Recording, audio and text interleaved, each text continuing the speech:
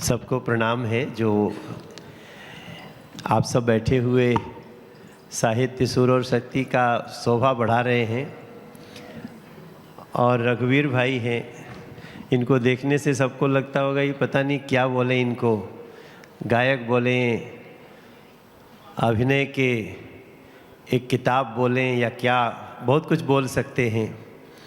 तो हमारे तरफ से भी इनके लिए ताली बजा दिया जाए, अच्छा रहेगा। सामने अनु कपूर भाई साहब भी बैठे हैं, ये भी एक हस्ताक्षर है कई मायनों में। आपको प्रणाम अनु कपूर भाई साहब। मेरे लिए ये शब्द बहुत महत्वपूर्ण है, साहित्य सुर और शक्ति। अगर सही सुर लग जाए तो साहित्य बहुत शक्तिशाली हो जाता है। और अर्नब भाई ये एक अलग टाइप के हीरो हैं देश के। इनके लिए ताली बजाएंगे आप लोग। मैं इनका बहुत बड़ा फ़ैन हूँ, क्योंकि कई बार जो रघुवीर भाई साहब जो कलम के सिपाही हैं, जो शब्दों के सिपाही हैं, सर आइए ना, तो जब उनकी संघर्ष क्षमता देश को आज़ाद कराने वाले जैसे लोगों जैसी हो, तो ऐसे अर्नब गोस्वामी के लिए ताली बजाने का मन करता है। बहुत सारे चेहरे जो रिपब्लिक टीवी, रिपब्लिक चैनल पे, रिपब्लिक भारत पे देखते रहते हैं, सब यहाँ सामने बैठे हैं। मैं इस बात का बहुत समर्थन करता हूँ कि सुर बड़ी ज़रूरी है। जो जीवन में अपना सुर लेके नहीं चला,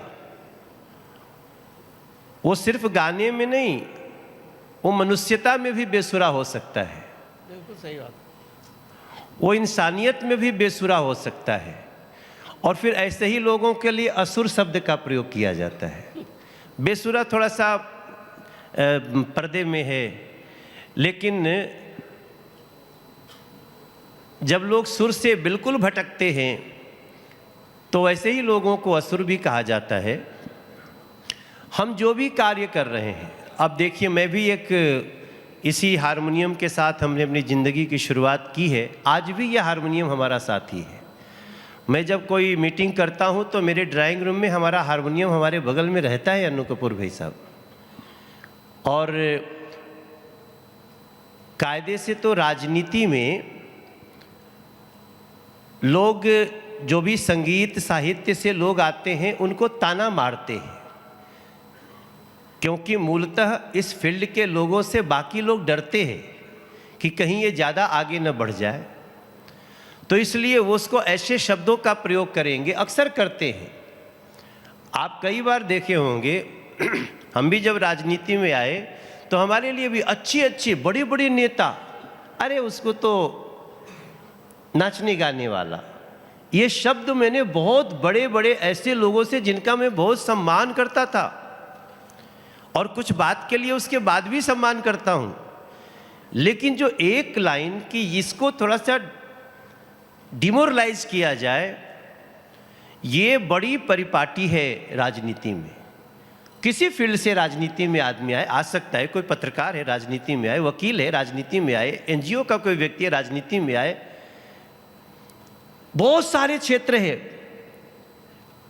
उसके गुण को जानने की बजाय उसको कैसे हम डिमोरलाइज कर सकते हैं, तो मैं समझता हूं कि वो फिर अपने सुर से भटक रहा है। सुरीला कहना कि सिर्फ गाना गाने वाले को सुरीला नहीं कहते।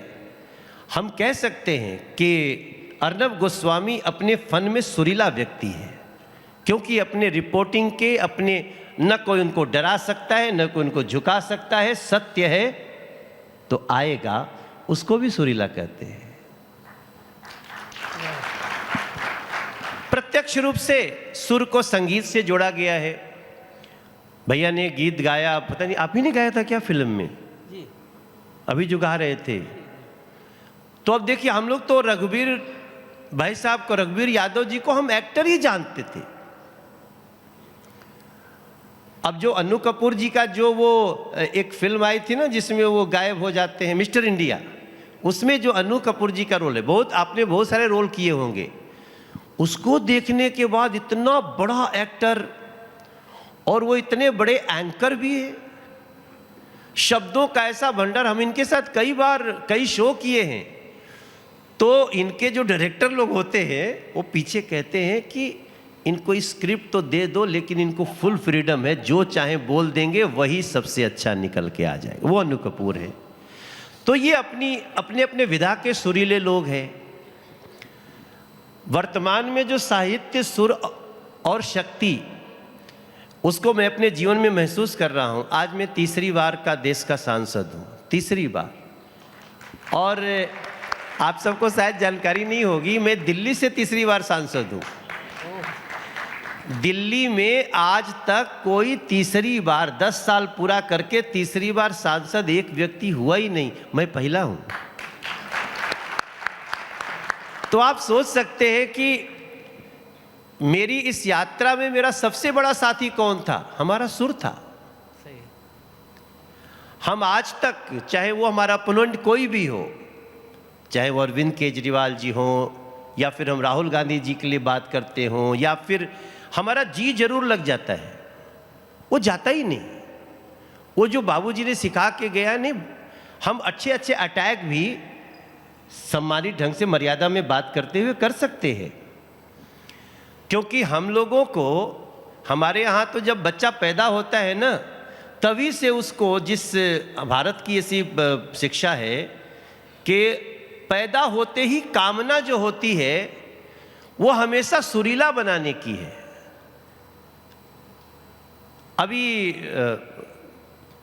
अभी मैंने हाल ही में एक गीत गाया पंचायत सीरीज में, वो आपने सुना भी होगा, ए राजा जी, बड़ा फेमस हो गया है। वैसे तो आजकल इंस्टाग्राम का ज़माना है, 15 सेकेंड ही चलता है, ज़्यादा कहेंगे तो लोग खुदे बोलते हैं ज़्यादा मत डालो, व्यू घट जाएगा। लेकिन मुझे लगता है अच्छी चीज़ों का व्यू 18 सेकेंड नहीं, उसको 18 मिनट तक बढ़ाना चाहिए, इसकी ज़रूरत है, ताकि अच्छी चीज़ें ज़्यादा से ज़्यादा जाए। अब आप लोगों ने एक लाइन सुनी होगी, मेरे इस गीत में साहित्य, सुर और शक्ति का तीनों का वास है। तो मैं थोड़ा सा उसको सुनाऊं? तो भैया सुर भी दे देंगे तो भी मैं गा दूंगा। अच्छा, मैं तो इसको पकड़ेंगे कैसे? अच्छा, ओहो हो, कैसे है? ये है, दोनों लगे हुए। अच्छा, ये मैं को हाँ।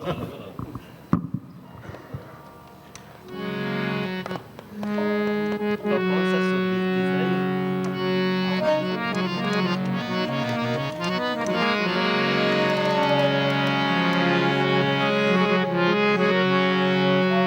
मैंने ये काम कर रहा है ना,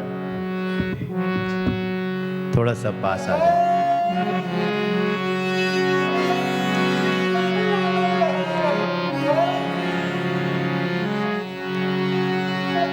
हमारे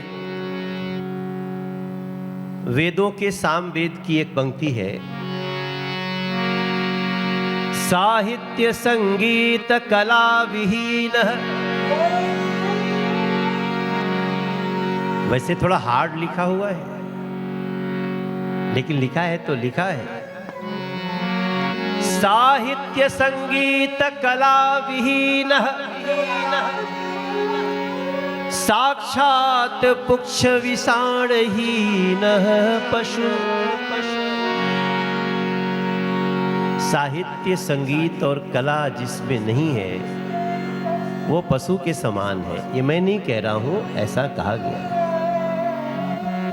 कृपया इसको किसी राजनीतिक रूप से न देखा जाए, ये कहा गया है। और वो पशु भी कैसा है? साक्षात पुक्ष विषाणहीन पशु। एक ऐसा पशु जिसको न पूंछ है न सींग है।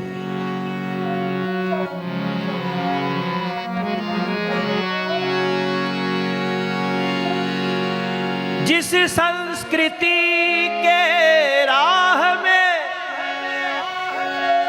चलते रहे, पलते रहे, कई बार हम गिरते रहे, फिर उठ के हम संभलते रहे। ये यात्रा है अनंत की, सारे विकारों के अंत की। ये सनातन की शक्ति ऐसी है, कोई जल्दी नहीं तुरंत की, कोई जल्दी नहीं तुरंत की।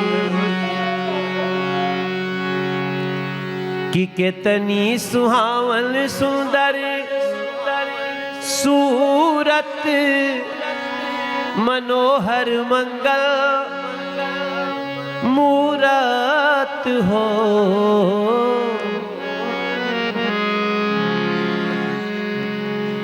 पता नहीं आप गाना सुने होंगे कि नहीं, इसमें थोड़ा सा रिदम का हमने, क्योंकि हम लोग म्यूजिक भी करते हैं, गाते भी हैं म्यूजिक, और रिदम भी डिजाइन करते हैं हम लोग,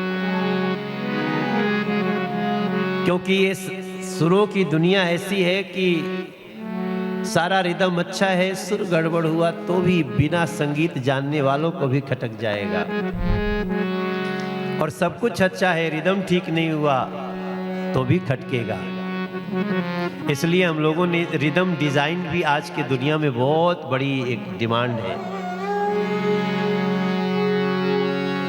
कि मनोहर मंगल मूरत हो। ए राजा जी, ए राजा जी, ए राजा जी, ए करे तरह जरूरत मुहूर्त खूबसूरत हो। हे राजा जी, ए करे तरह जरूरत मुहूर्त खूबसूरत हो।